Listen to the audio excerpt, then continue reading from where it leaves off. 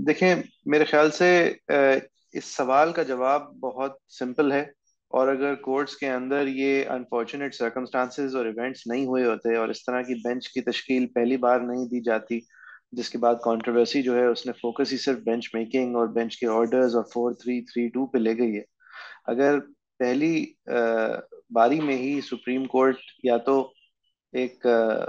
Administrative फैसला लेती कि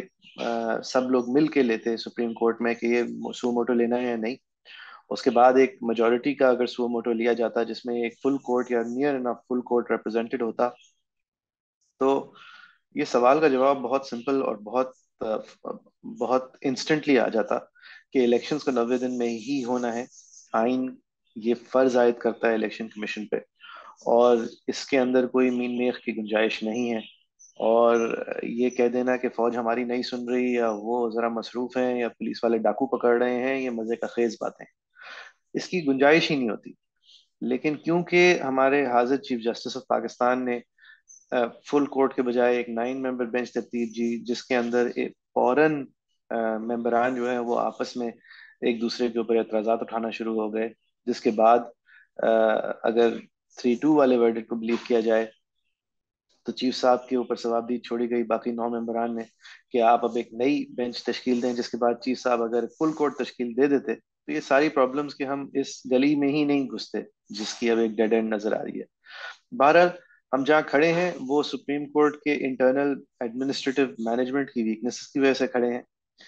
जिसका फायदा भरपूर तौर पे सियासी जमातें उठा रही हैं, जिसका फायदा भरपूर तौर पे इलेक्शन कमीशन उठा रही है, और हर वो अनइलेक्टेड फोर्स उठा रही है जो कि एक जमहूरी रिपब्लिक के अंदर हक राय दही, जिससे ज्यादा अहम कोई प्रोसेस नहीं होता किसी जमहूरियत में, जिससे ज्यादा अहम कोई चीज नहीं होती बशमूल सिक्योरिटी कंसर्न्स के, कि एक जमहूर के अंदर आप लोगों की राय उनसे मालूम करें और उसको तस्लीम करते हुए फिर उनको वो लीडरशिप दें जिसके लिए उन्होंने वोट किया है। लेकिन इस हक को सल्व करने के लिए, क्योंकि कई इलेक्टेड और अनइलेक्टेड और क्वाजा इलेक्टेड फोर्सेस इस वक्त जमा है, तो लिहाजा वो इस दरार का जो सुप्रीम कोर्ट में नजर आ रहा है उसका फायदा उठा पा रही हैं। और आज ये उसकी एक और कड़ी है कि जब जस्टिस अमीन उद्दीन साहब ने अपना, क्योंकि एक अलग फैसले में ये राय वाजे कर दी है कि डिस्क्रेशन को स्ट्रक्चर किए बगैर आप ये 184(3) के मामला आगे ना लेके जाएं, लिहाजा उन्होंने ये सही समझा कि वो अपने आप को इस इलेक्शन कमीशन के ऑर्डर की इम्प्लीमेंटेशन बेंच से रिक्यूज कर लें। लेकिन अगर आप मेरिट्स पे देखें तो मंसूर अली शाह साहब ने भी जो फैसला लिखा है, जो उनकी अपनी राय में 4-3 है, लेकिन वैसे भी अगर आप उसको डिसेंटिंग ओपिनियन देखें तो वो भी कहता है कि जो लाहौर हाई कोर्ट का सिंगल बेंच का फैसला है वो इस वक्त इन द फील्ड है और इलेक्शन कमीशन पे बाइंडिंग है। वो सिंगल बेंच का फैसला जस्टिस जवाद हसन साहब का न सिर्फ ये कहता है कि 90 दिन में इंतखाबात कराना इलेक्शन कमीशन पर फर्ज है, बल्कि वो ये भी कहता है कि तारीख भी इलेक्शन कमीशन ने खुद देनी है। लेकिन अगर उस तरतीब को भी फॉलो किया जाता जो कि मंसूर अली शाह साहब की राय है कि पहले आईसीए में सुन लिया जाता, अपील में, और फिर सुप्रीम कोर्ट फितरी तौर पे आ जाता, लेकिन जब तक उस हुक्म को भी इम्तनाई का शिकार ना किया जाए तो वो भी हुक्म वाजे और वैलिड है। यानी कि इस वक्त इस तमाम दरार के बावजूद तमाम सुप्रीम कोर्ट के जजेस इस बात पे खड़े हैं कि या तो वो हुक्म बाइंडिंग है या सुप्रीम कोर्ट का ये हुक्म बाइंडिंग है। दोनों अहकाम 90 दिन या 90 दिन के अंदर बेरेस्ट मिनिमम डिविएशन के साथ इलेक्शंस कराना फर्ज करार देते हैं। देखिए, ये दो साइडों की बात इतनी सिंपल नहीं है। ये इस तरह नहीं है कि कोई फुटबॉल गेम के अंदर स्प्लिट हुआ है और वो फिर एक यानी ये एक लड़ाई नहीं है। देखें, दो पोजीशंस ली जाती हैं और वो दो पोजीशंस जो है वो इस बुनियाद पे ली जाती हैं कि सवाबदीदी इख्तियारात को स्ट्रक्चर करना चाहिए या नहीं, और स्ट्रक्चर के बगैर क्या कोर्ट को इन सियासी थिकेट्स के अंदर बगैर किसी तरतीब के जाना चाहिए या नहीं। अब इसका जवाब बहुत सिंपल है और वो पार्लियामान ने करने की कोशिश की है, यानी कि उसने वो बिल पास करने की कोशिश की है जिससे जो सुप्रीम कोर्ट के चीफ जस्टिस साहब से पिछले सालों से इल्तिजा है कि आप खुद कुछ अपनी सवाबदीदी इख्तियारात को स्ट्रक्चर कर दें, और वो नहीं कर रहे। हर चीफ जस्टिस आके सोचता है कि मैं तो चीफ ही नहीं रहूंगा अगर मैंने ये स्ट्रक्चर क्रिएट कर दिया। लेकिन ये structure need of the hour है। बार एसोसिएशन कह रही हैं, वकला कह रहे हैं, अब जजेस अंदर से खुद कह रहे हैं, जो अगले चीफ जस्टिस बनने वाले हैं वो एक दर्जन भर खत लिख चुके हैं जो हर खत में ये कह रहे हैं कि ये आप बादशाह नहीं है। या मंसूर अली शाह साहब कह रहे हैं कि एक वन मैन शो नहीं है, आप पेटर फेमिलिया हैं, आप फर्स्ट अमंग्स्ट इक्वल्स हैं,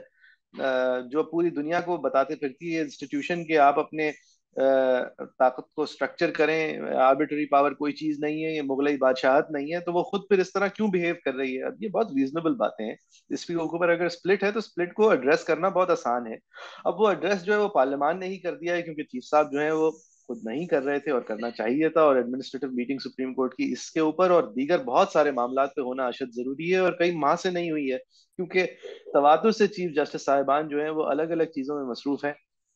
इन स्ट्रक्चरल और बुनियादी कामों में अपना वक्त दे नहीं पाए हैं। चाहे वो साकिब निसार साहब हों, चाहे वो खोसा साहब हों, चाहे वो फिर गुलजार साहब हों, उन सब के अपने मशगले रहे हैं। और अब बंदयाल साहब भी जो हैं वो इस तरफ जाना नहीं चाह रहे हैं फॉर वट एवर रीजन। लेकिन अगर चले जाया जाता तो फिर ये नौबत नहीं आती कि आप मुझसे सुप्रीम कोर्ट के अंदर स्प्लिट की बात कर रहे होते, बल्कि देखें अब इसके एक बहुत फार रीचिंग कॉन्सिक्वेंसेस हैं। अगर ये बेंच बनती है और लेस देन फुल कोर्ट बनती है और बैक जबान और यक जबान होकर सुप्रीम कोर्ट की तरफ से आवाज नहीं आती है, तो फिर तो ये मजीद मामला पेचीदा होगा कि शायद सुप्रीम कोर्ट की सुनी ना जाए, या सुनने में कुछ उज़र और कुछ शराइत रख दिए जाएं अपनी ईसीपी की तरफ से एक बार फिर से कि जी हम करते लेकिन अगर मगर। और ये सब कुछ जो है ये सुप्रीम कोर्ट की मैजेस्टी को इरोड कर रहा है, और ये सुप्रीम कोर्ट की अथॉरिटी को इरोड कर रहा है और करता रहेगा। जाहिर यही लगता है कि बेंच के ऊपर जो मेंबरान हैं उनके आपस में डिविजन्स और फिशर्स इतने बढ़ गए हैं और वो इतने अनएड्रेस्ड रहे हैं कि अब समझा जाता है कि अगर सब साथ बैठ जाएंगे तो खलीज खुल के सामने आ जाएगी और मजीद शायद एम्बेरसमेंट्स हो जाएं, और कुछ लीडरशिप की वीकनेसेस हैं जिनका मैंने पहले भी इजहार किया है। कोई वाजे कोई खातिर खा वजह मुझे तो नहीं नजर आती कि ऐसा ना किया जाए, क्योंकि चाहे वो बाकी जजेस जो हैं वो डिसेंट भी करें, डिसेंट अगर कर रहे हैं तो कर रहे हैं, यानी कि इसका ये मतलब तो नहीं है कि आप बेंच पे ही ना बिठाएं। तो मेरे लिए तो ये इलॉजिकल और अनएक्सप्लेनेबल और इनएक्सक्यूजेबल चीज है क्वाइट फ्रैंकली, कि इस सब कुछ के बाद अब भी अगर वापस से 5 मेंबर बेंच बनती है। ये कानून खुद कहता है कि 184(3) के फैसले की अपील होनी चाहिए। ये तो ओरिजिनल एक्ट जो है वो कहता है, और अपील जो है उसको 30 दिन के अंदर होना चाहिए और 14 दिन के अंदर लगना चाहिए, ये ओरिजिनल एक्ट कहता है। अच्छा, इसी के ऊपर वकला के दरमियान बहस है कि क्या ये एक वो वाहिद चीज है कि शायद इसको आईनी तरमीम की जरूरत थी, सादा कानून साजी से नहीं किया जा सकता था। इसके अंदर डिबेट है। कुछ कहते हैं entry 55 of the federal legislative list के तहत वफाकी हुकूमत मजाज है कि वो ये कानून यहीं पे पास की कर सकती थी बगैर आईनी तरमीम के, और मैं इस राय का की हिमायत में हूँ। बहरहाल, इस डिबेट के बावजूद मोहसिन डावर साहब ने अमेंडमेंट ये क्रिएट की है कि देखें, ये तो आप कानून इस तरह एड्रेस कर रहे हैं कि आज के बाद से अगर कोई अनअपीलेबल पोजीशन आए, लेकिन आज से पहले जो हुआ है उन लोगों को भी हक मिलना चाहिए कि इस एक्ट के पास होने के बाद से 30 दिन के अंदर अंदर जिसके साथ भी ये हक सल्फी हुई हो कि उनका जो बगैर अपील के आर्टिकल 10A की जो फेयर ट्रायल की राइट है वो एब्रोगेट हुई हो, क्योंकि सुप्रीम कोर्ट ने बैक जुम्बिश कलम एक ही टीयर पे फैसला करके उनके खिलाफ एक हुक्म ऐसा सादर फरमा दिया हो जिसकी ना कोई अपील हो, जिसकी कोई अपील ही ना हो, तो उनको भी अब वो हक मिले जो बाकियों को मिल रहा है। मेरे ख्याल से मुनासिब है। और अगर ऐसा कुछ किया हुआ है सुप्रीम कोर्ट ने जो कि happens to be done with Jahangir Tareen and Nawaz Sharif, तो इसका ये मतलब नहीं है कि वो बरी हो जाएंगे या फिर वो उनको आप एक क्लीन चिट दे देंगे। आप तो सिर्फ यही कह रहे हैं ना कि एक फेयर ट्रायल का हक देंगे कि इसकी नजर सानी के अलावा भी उनके पास गुंजाइश हो, यानी कि एक अपील की गुंजाइश हो जो उनके साथ हुआ, क्योंकि वैसे तो उनको फिर फेयर ट्रायल नहीं मिला अगर अपीलेबल ही नहीं था। तो अगर आप ये शक डालनी है आपने तो आप उसको पूरी तौर पे फिर रिस्पेक्ट करें। देखिए, ये बदनीयती, ये टाइमिंग जो है इस सब कुछ की, उसको आप बदनीयती कहें, आप उसको हुकूमत की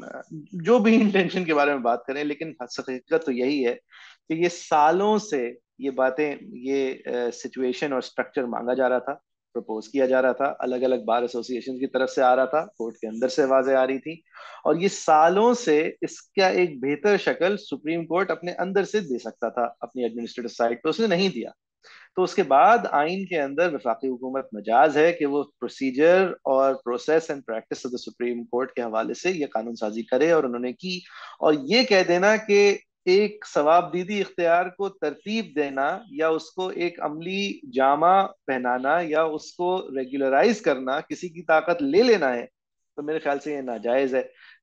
कोई अगर इसमें अपनी ताकत समझता था कि बगैर किसी स्ट्रक्चर और तरतीब के एक मामला चल रहा है और उसके अंदर उनके पास बहुत ज्यादा सवाबदीदी इख्तियार है, तो फिर ये तो आमिराना ताकतें थी, यानी कि ये तो एक आमिर का शेवा है कि कहे कि ऐसे ही ठीक था कि जब कोई तरतीब ही नहीं थी, कोई निजाम ही नहीं था, और मेरा जो कहना था वो शाह का फरमान था, क्योंकि सिचुएशन तो ऐसी थी। और ऐसी सिचुएशन को अगर तरतीब दी गई है और स्केलेटल एक स्ट्रक्चर दिया गया है, तो वो फिर एक कानून की बेहतरी है, वो किसी की भी ताकत कम नहीं की गई है, बल्कि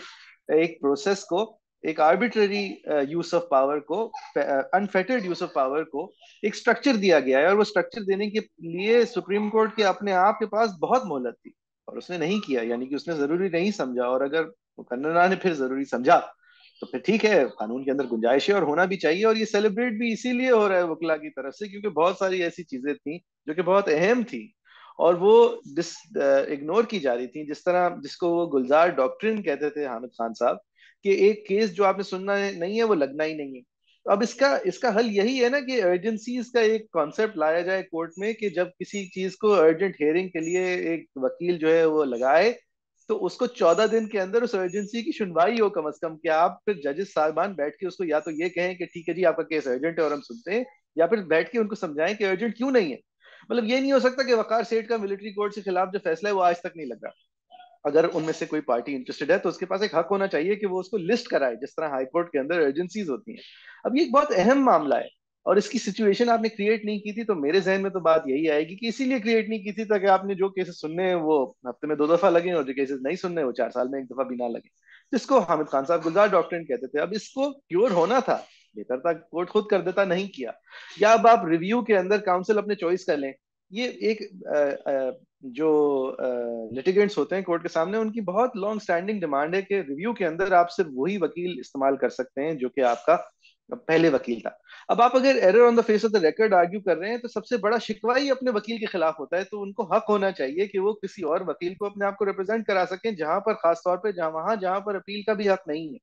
तो ये भी एक बहुत लॉन्ग स्टैंडिंग डिमांड थी। और फिर बेंच मेकिंग के अंदर तरतीब होनी चाहिए, तरीका बेहतर कोर्ट के वसाइल इस्तेमाल होने के लिए टॉप 3 जजेस डिसाइड करें, इसमें क्या कबाहत है। यानी कि ये बहुत नेसेसरी चीजें थी, और ये नेसेसिटी ने ही फोर्स किया है पार्लियामान के हैंड को। हाँ, अगर पार्लियामान के और दीगर लेस देन ऑनरेबल इंटेंशंस हैं तो उनको क्योर कोर्ट खुद कर सकती थी, इस मामले को आने ही नहीं देती, इस नौबत को आने ही नहीं देती। मजीद न्यूज अपडेट्स और डिजिटल स्टोरीज के लिए सब्सक्राइब करें डॉन न्यूज पाकिस्तान।